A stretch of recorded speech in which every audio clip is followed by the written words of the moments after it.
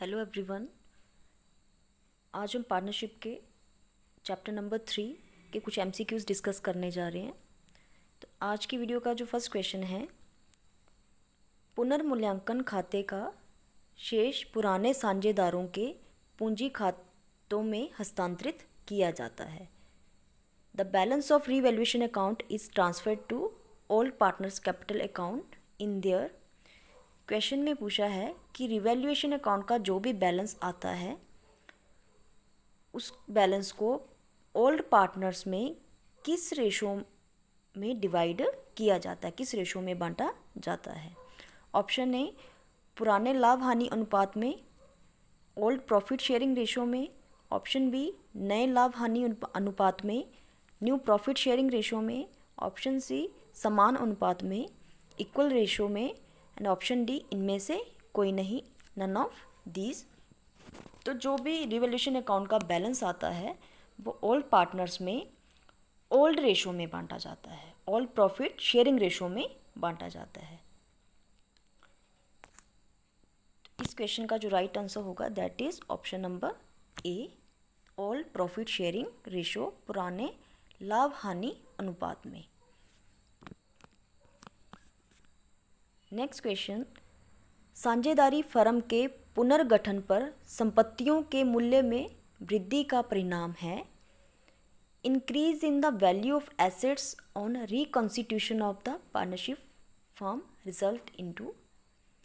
Question में पूछा है कि जब भी एक साझेदारी फर्म का पुनर्गठन होता है, अगर उस केस में एसेट्स की वैल्यू बढ़ती है, संपत्तियों की वैल्यू क्या होती है, बढ़ती है, इंक्रीज होती है, तो वो उसका क्या रिजल्ट आएगा।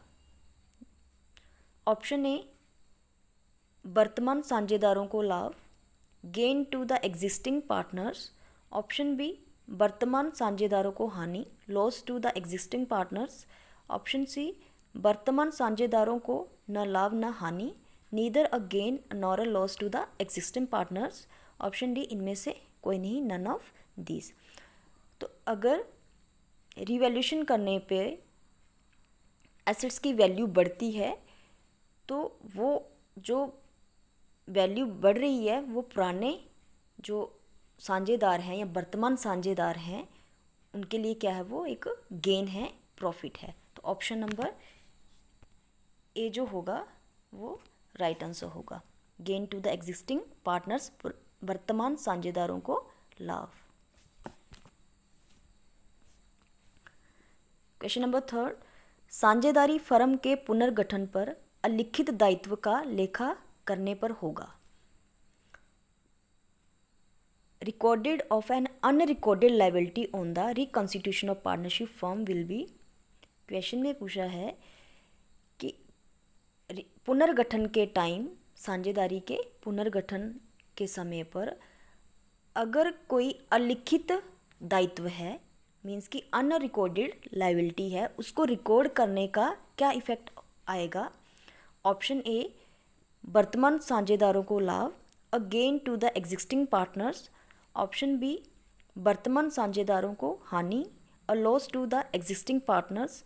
ऑप्शन सी वर्तमान साझेदारों को न लाभ न हानि, नीदर अ गेन और nor a loss to the existing partners. And option D इनमें से कोई नहीं, नन ऑफ दीज। तो एसेट्स बढ़ती हैं कॉन्स्टिट्यूशन के केस में, तो वो क्या होता है, वर्तमान साझेदारों के लिए लाभ। बट अगर कोई लायबिलिटी है जो कि रिकॉर्डेड नहीं है, अब उसको रिकॉर्ड करेंगे तो उससे उसका क्या इफेक्ट आएगा, उसका इफेक्ट ये होगा कि वर्तमान साझेदारों को वो हानि होगी, तो loss to the existing partners. तो option number B right answer होगा। नेक्स्ट क्वेश्चन, पुनर्मूल्यांकन खाता या लाभ हानि समायोजन खाता है। रिवैल्यूएशन अकाउंट और profit and loss adjustment account is a. इसमें आपको रिवैल्यूएशन अकाउंट की नेचर पूछी है, नेचर ऑफ अकाउंट पूछा है। ऑप्शन ए व्यक्तिगत खाता, पर्सनल अकाउंट। ऑप्शन बी वास्तविक खाता, रियल अकाउंट। ऑप्शन सी नाममात्र खाता, नॉमिनल अकाउंट। ऑप्शन डी इनमें से कोई नहीं, नन ऑफ दीज। तो रीवैल्यूएशन अकाउंट की जो नेचर होती है that is option number C, नाममात्र खाता, नॉमिनल अकाउंट। तो option number C right answer रहेगा। और इस क्वेश्चन में से एक क्वेश्चन और बनता है कि रीवैल्यूएशन अकाउंट का दूसरा नाम क्या है। तो रीवैल्यूएशन अकाउंट को हम profit and loss adjustment account के नाम से भी जानते हैं। नेक्स्ट क्वेश्चन, साझेदारी फर्म के पुनर्गठन पर अलिखित संपत्ति का लेखा करने पर होगा। Recording of an unrecorded asset on the reconstitution of partnership firm will be. अब इस क्वेश्चन में पूछा है कि कोई एसेट है जो रिकॉर्ड नहीं है, बट अब अगर उसको रिकॉर्ड करेंगे, कोई अनरिकॉर्डेड एसेट है, अब उसको रिकॉर्ड करने पर पार्टनरशिप फर्म पे क्या इफेक्ट आएगा। तो ऑप्शन ए, वर्तमान साझेदार को लाभ, a gain to the existing partners. Option B, वर्तमान साझेदार को हानि और loss to the existing partners.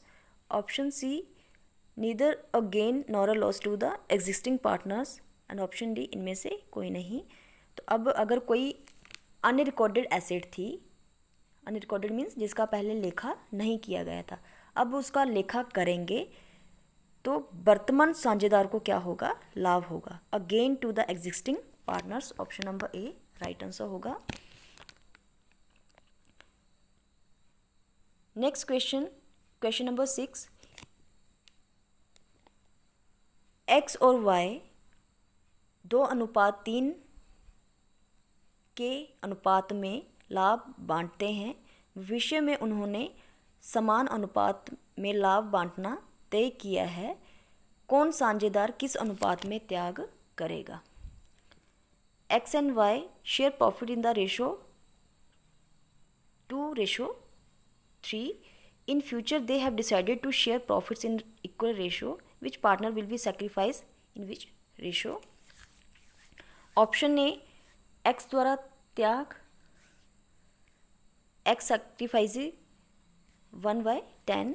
Option B, Y द्वारा त्याग, Y sacrifices 1/5। C, option number C, Y sacrifices 1/10। And option D, none of these. तो ये क्वेश्चन का जो राइट आंसर रहेगा that is option number C, 1/10।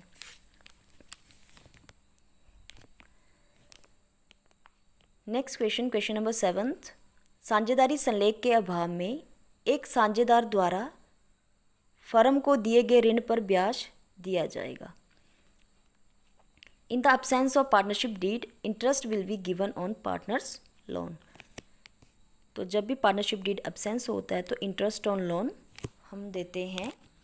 Option number A 5%, option B 6%, option C 9% and option D 10% per annum. तो इस question का जो right answer है that is option number B, 6% per annum. Next question, जब वर्ष भर निश्चित राशियों का आहरण प्रत्येक महीने की प्रथम तिथि को किया जाता है, तब आहरण की कुल राशि पर कितने महीने का ब्याज लगाया जाएगा। When fixed amount is regularly withdrawn for a year at the beginning of every month, then interest on drawings will be charged for how many months? आपको बिगिनिंग ऑफ द मंथ पूछा है ड्राइंग, कि जब भी drawing beginning of the month की जाती है तो हम कितने मंथ्स का इंटरेस्ट चार्ज करते हैं। Option number A 5 months, option B 5.5 months, option C 6 months and option D 6.5 months। तो इस क्वेश्चन का जो राइट आंसर है option number D 6.5। Next question, जब वर्ष भर निश्चित राशियों का आहरण प्रत्येक महीने की मध्य तिथि पर किया गया हो, तब आहरण की कुल राशि पर कितने महीने का ब्याज लगेगा। When fixed amount is regularly withdrawn for a year at the mid of every month, then interest on drawings will be charged for how many months? अब आपको mid of the month पूछा है drawing.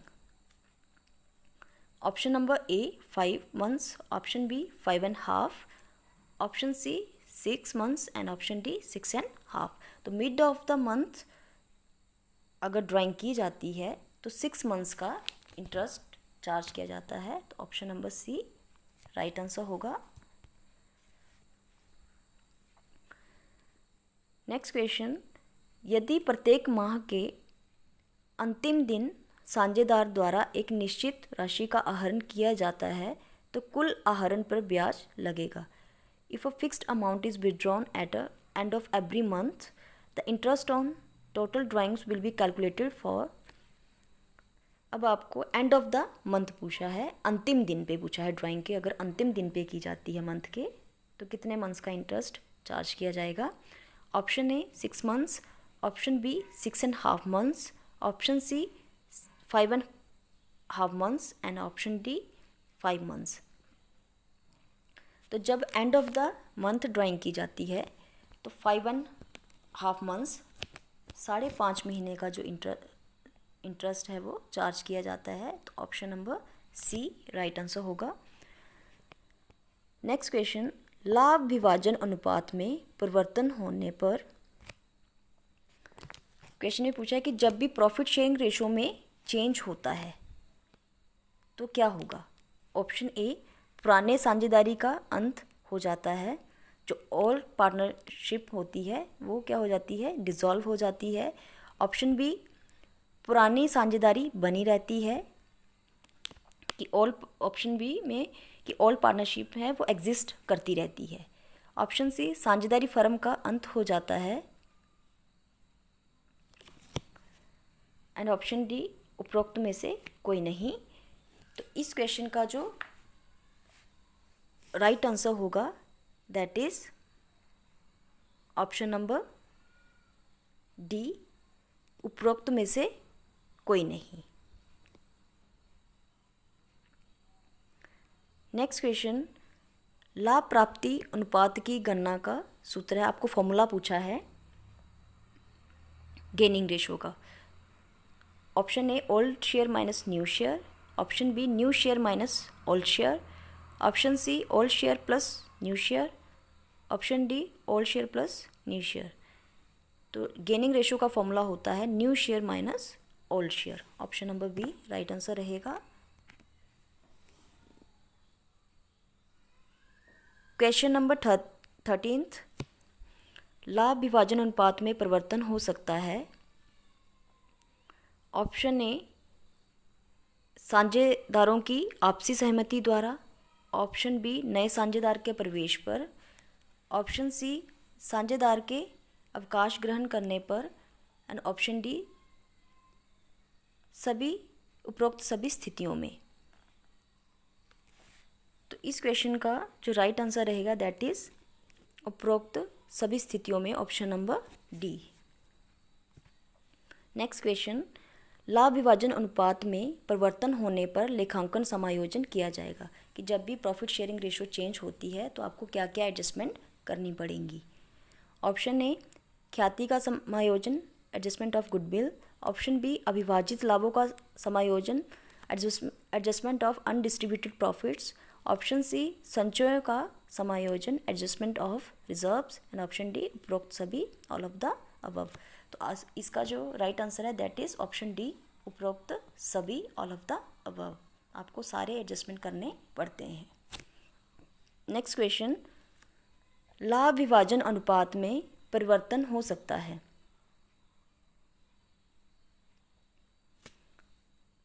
Option A,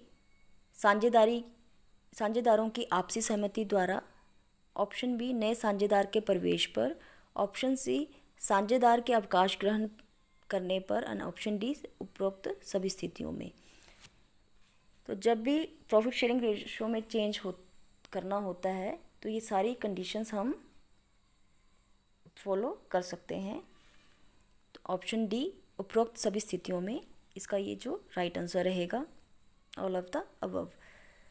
question number 16, त्याग अनुपात की गणना का सूत्र है। आपको सैक्रिफाइसिंग रेशो का फॉर्मूला पूछा है। Sacrificing ratio equal to, option A, old share minus new share, option B, new share minus old share, option C, old share plus new share, and option D, new share plus old share. तो sacrificing ratio का formula होता है old share minus new share. Option number A सही answer होगा। Next question, नकद में लाई गई ख्याति पुराने साझेदारों द्वारा किस अनुपात में ग्रहण की जाएगी? Goodwill brought in cash will be shared by all partners in option A त्याग अनुपात में, ऑप्शन बी नए लाभ विभाजन अनुपात में, ऑप्शन सी पुराने लाभ विभाजन अनुपात में एंड ऑप्शन डी पूंजी अनुपात में। इसका जो राइट आंसर है that is option number A sacrificing ratio में। नेक्स्ट क्वेश्चन, जब आहरण का समय न दिया गया हो तो आहरण पर ब्याज लगाया जाता है। When time of withdrawal is not given, interest on drawing is charged for option A 6.5 months, option B 6 months, option C 5.5 months and option D 12 months। तो इसका जो राइट आंसर है that is option number B 6 months। आज का last question है question number 19। जब नया साझेदार अपने हिस्से की राशि नगद में नहीं लाता है तो उस राशि को डेबिट करेंगे। When the new partner does not bring his share amount in cash, then that amount is debited to